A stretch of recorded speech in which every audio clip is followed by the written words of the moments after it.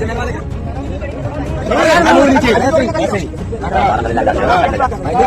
करेंगे कभी मत करना, इतना समझ लेना तुम।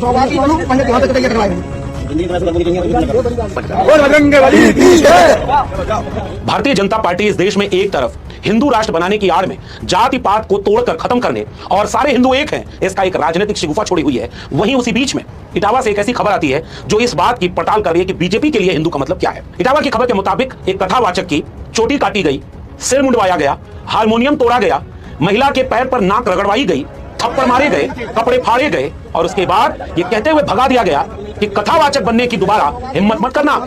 ये एक जाति विशेष का नाम लेकर के कहा गया कि ये उनका गांव है, उनके गांव में तुम कैसे कथावाचक बन सकते हो जब तुम्हारा नाम यादव है। ठीक सुना आपने। हिंदू राष्ट्र के राजनीतिक शगुफे के बीच भारतीय जनता पार्टी और उनकी मातृ संस्था आरएसएस इस देश को यह समझाती है कि जात पात तो कुछ होता ही नहीं, जाति पात तो बनाया अंग्रेजों ने, जातिवाद फैला दिया संविधान ने और बाबा साहब अंबेडकर के संविधान से आरक्षण मिल गया, इससे भारत में जातिवाद आ गया। जाति को खत्म करो हिंदुओं और एक हो जाओ। ये आरएसएस और बीजेपी का प्रोपेगेंडा है जो उनके हजार मुंह वाले अलग अलग संगठनों के द्वारा देश और समाज में चलाया जाता है और कथावाचक बन करके इसी बात का प्रवचन दिया जाता है कि तुम तो हिंदू हो, कोई भी हिंदू बन सकता है और जातिवाद तो खत्म करा जाए।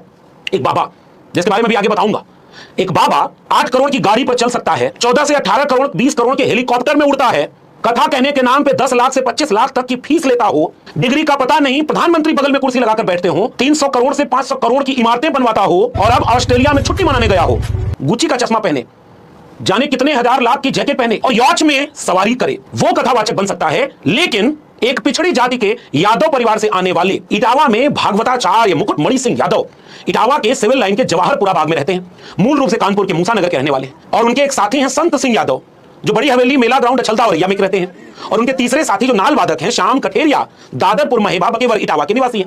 ये तीनों लोग कथा कहते हैं, कथा कहने के प्रकांड विद्वान हैं, पढ़े लिखे होंगे, कथा का अभ्यास किया होगा, जो कथा सुनते होंगे वो जानते होंगे, कथा सुनने वालों को इस बात से कोई ऐतराज नहीं।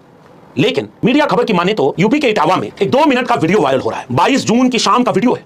कथावाचक मुकुटमणि और उनके साथी को रास्ते में पकड़ा गया और कुछ तथाकथित सवर्ण बिरादरी के लोगों ने उनकी गाड़ी रोकी, गाली देते हुए बाहर खींचा, फिर किसी ने जोर से उन्हें खींचकर कुर्ता फाड़ा, गालियां देते हुए ट्रिमर से पहले उनकी चोटी काटी, फिर उनके बाल मुड़वाए, फिर उनसे जमीन पर नाक रगड़वाई। दैनिक भास्कर की खबर जो कह रही है वही ये वीडियो भी सुनाई दे रहा है। जरा इस वीडियो को सुन लीजिए।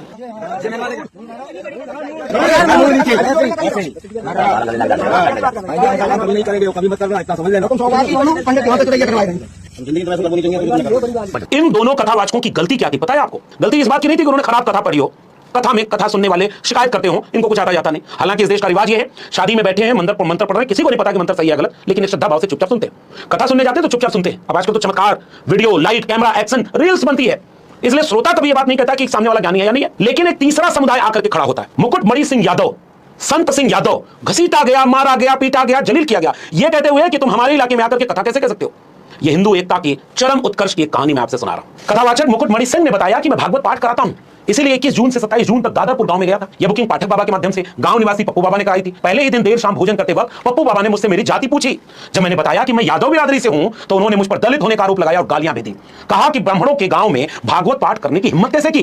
पप्पू बाबा के साथ अतुल, डीलर, मनीष और लगभग 50 अज्ञात लोगों ने मुझे गालियां दी, लात, घूसों, जूतों और चप्पलों से पीटा। गांव की भीड़ के सामने मेरा सिर मुंडवाया। परीक्षित यानी रजमान बनी महिला के पैरों में जबरन नाक रगड़वाई गई और गांव के बच्चों, महिलाओं और पुरुषों के जूतों पर सिर रखकर रगड़वा कर माफी मंगवाई गई। 25,000 रुपए और एक सोने की चेन छीन ली गई। मुझे बेइज्जत करके गांव से भगा दिया गया। मेरा सारा सामान भी अभी उनके कब्जे में है। दैनिक भास्कर की इस रिपोर्ट को सुनने के बाद मैं चाहता हूं कि आप इन वीडियोस पर नजर रखें, इसमें पीछे से आने वाली आवाजों को सुने और विचार करेंगे सुनते हुए कि जब यादव समाज के लोग, और दोनों लोगों को मैं ये बात कहना चाहता हूं, जो लोग यादव समाज के आते हैं जिन्हें लगता है कि जाति के नाम पर उनके साथ अन्याय अत्याचार नहीं हो सकता, वो श्रेष्ठ हिंदू हैं, या अगर वो देविका पटेल की बिरादरी से आते हैं तो उन्हें खास तौर पर इस वीडियो को दिखाइएगा, इन तस्वीरों को दिखाइएगा। हिंदुओं की निगाह में सब हिंदू बराबर नहीं है, जाति आड़ी आती है। इसलिए किसी अखिलेश यादव के मुख्यमंत्री रहने के बावजूद उनका घर गंगाजल से धुलवाकर जलील किया, अपमानित किया जाएगा तो किसी केशव प्रसाद मौर्य के स्टूल मिलेगा और पीडीए समाज के लोगों को क्या मिलेगा, इस वीडियो को देखते हुए भी आप महसूस करिए। और ऐसी एक कहानी पिछले दिनों मध्य प्रदेश के जबलपुर से सुनाई गई थी। जबलपुर में देविका पटेल नाम की एक कथावाचिका, जिनकी कथा लोग सुनना पसंद करते थे, उनका यह कह के विरोध किया गया कि तुम पटेल होकर के कथा कैसे कह सकती हो, तो मुकुटमणि सिंह यादव होकर के कथा कैसे कह सकते हैं। असली हिंदू एकता बनने का एक चरम दृश्य आपके सामने है। कथा का व्यापार बढ़ रहा है। एक बाबा मथुरा में बैठकर कथा कहता है, उसके रील्स वायरल होते हैं और मजाक, चुटकुले, हास्य, व्यंग, किसी आस्थावान के ऊपर इस बात की आस्था आहत नहीं होती भावनाएं कि कथा कहने के नाम पर क्या क्या मस्खरी चल रही है रे भाई।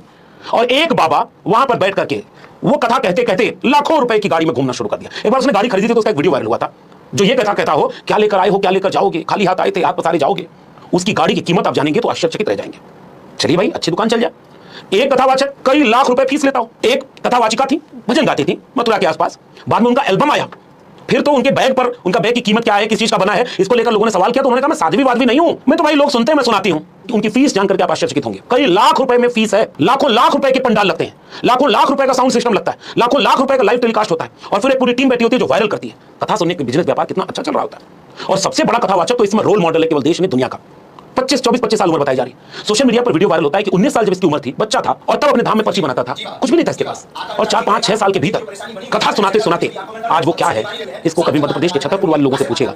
कितने एकड़ जमीन पर क्या क्या इमारत बन रही है, भारत के प्रधानमंत्री, भारत की महामहिम राष्ट्रपति, और जाने कितने सांसद विधायक नतमस्तक होने जाते हैं। प्रधानमंत्री जी तो भाई बोलते हैं, और उसके बाद वो कथा सुनाते सुनाते एक यात्रा निकालता है, जात पात की करो विदाई और हम सब हिंदू भाई भाई। ये वाली वीडियो भूल गए कि याद है? अब मैं उससे सवाल पूछना चाहता हूं, जितने लोग कहते हैं कि जात पात नहीं होनी चाहिए, ये यादव जी और पटेल जी कथा सुनाने गए तो ये इनकी कुटाई क्यों हो रही है? ये हिंदू नहीं है क्या? और हिंदू नहीं है तो इनकी कुटाई करने वाला कौन है? फिर इस ऐसे हिंदू एकता कैसे बनेगी भाई? अगर कोई यादव कथावाचक हो गया तो आप जलील करेंगे, अपमानित करेंगे, उसको पीटेंगे, मारेंगे, ये कह के ये कथा सुनाना हमारा है, ये हमारा काम है, इसमें तुम कैसे आ गए? फिर कहां गई जात पात की विदाई? मंदिरों में पुजारी कौन? सारे हिंदू पुजारी क्यों नहीं? कितने दलित, कितने पिछड़े, कितने आदिवासी हिंदू मंदिरों में पुजारी हैं? सवाल तो लोग ये भी पूछते हैं। सवाल तो ये भी पूछा जाता है कि मंदिरों का चंदा किसके पास कितना आता है? मंदिर है, कथा चलेगी, प्रवचन होगा, लेकिन पुजारी कौन होगा ये कोई और तय करेगा। कथावाचक कौन होगा? मुट्ठी भर लोग, थोड़ी सी जिनकी आबादी है। फिर हिंदू एकता कहां है? एक बाबा है, वो कहता था कि हमें जात की भिक्षा दो, भिक्षा यात्रा निकालता है, जाति खत्म कर दो, जाति हमें दे दो। उसने एक बयान दिया क्या इस पे कि एक यादव भी कथावाचक हो सकता है, पटेल भी कथावाचक हो सकता है, एक दलित भी तो कथावाचक हो सकता है। कहीं पर आपको ये देखने को मिलेगा अरे छुओ मत, अछूत है हम, कहीं और तरह से भेदभाव। समाज में जिस तरह का भेदभाव है वो तो है ही। लेटरल एंट्री, एनएफएस, विश्वविद्यालय बेच दो, स्कूल बंद कर दो, 5000 स्कूल यूपी में बंद हो रहे ताला, और जहां सरकारी नौकरी है सब आउटसोर्स पे दे दो, और आउटसोर्स की नौकरी में कहीं रिजर्वेशन एससी एसटी ओबीसी का नहीं होता। शिक्षा को बेच दो ताकि गरीब कमजोर एससी एसटी ओबीसी पढ़ाई न कर पाए, नौकरी है नहीं, तो वैसे ही एससी एसटी ओबीसी बर्बाद हो रहा है हिंदू राष्ट्र बनाने के आड़ में। उसको कुछ मिलने वाला तो है नहीं, मजबूरी में लाचार, बेबस, गरीब, पिछड़े, दलित, वंचित, शोषित मंदिर जाते हैं, कथा सुनने जाते हैं कि अस्पताल में दवाई नहीं, स्कूलों में पढ़ाई नहीं, जेब में कमाई नहीं, खेतों में सिंचाई नहीं। जब कहीं कुछ मिल नहीं रहा, सरकार कुछ नहीं दे रही, तो हो सकता है बाबा क्या जाए, कथा सुन करके कल्याण मिल जाएगा, मोक्ष मिल जाएगा, दुख दूर हो जाएगा। और जब कथा सुनाने गया कोई दलित पिछड़ा तो पीटा गया, मारा गया। बाकी निर्णय इस देश के दलित पिछड़े खुद ले लें। वो कितने प्रोफेसर, डॉक्टर, इंजीनियर, वकील, जज, ठेका पट्टा कितना पा रहे हैं, कितने उनके अरबपति बन रहे हैं, कितने उनके टेंडर मिल रहे हैं, कितने उनका ब्यूरोक्रेसी में चला रहे हैं देश, ये तो उनको कोई सवाल ही नहीं है। जो भक्त बने बैठे हैं दलित पिछड़े, उनके लिए ये वीडियो मेरी नजीर के रूप में पहुंचा दीजिएगा कि ये जो हो रहा है इसके सामने हिंदू राष्ट्र बनाने वाले एक संगठन ने भी कहीं विरोध किया, कहीं प्रदर्शन किया, कहीं ये कहा कि जिन्होंने यादवों को पीटा, जिन्होंने पटेल को कथा कहने से रोकी वो गलत किया। और जब इसका विरोध वो नहीं कर सकते तो फिर किस बात की हिंदू एकता? उत्तर प्रदेश, खासकर उत्तर प्रदेश और बिहार के इलाकों में, मध्य प्रदेश और राजस्थान के इलाकों में इस बीमारी को अगर आप पहचान जाए तो लोगों से पहचान जरूर करवाइएगा। समय रहते बीमारी की पहचान जरूरी है ताकि इलाज हो और संविधान के आधार पर सबको सम्मान, सबको बराबर का हक, कोई भी कुछ भी करे उसके पास मेरिट हो, काबिलियत हो, या तो मेरिट के बाद भी जाति आड़े नहीं आती। इसलिए मैंने अपनी किताब प्रोफेसर की डायरी में एक चैप्टर लिखा था, जाति है कि जाति ही नहीं, तुम्हारा पूरा नाम क्या है। इस वीडियो को आखिरी व्यक्ति तक पहुंचाइएगा, घर घर पहुंचाइएगा, ताकि आंख खुले लोगों की कि इस तरह के कथावाचकों में फर्क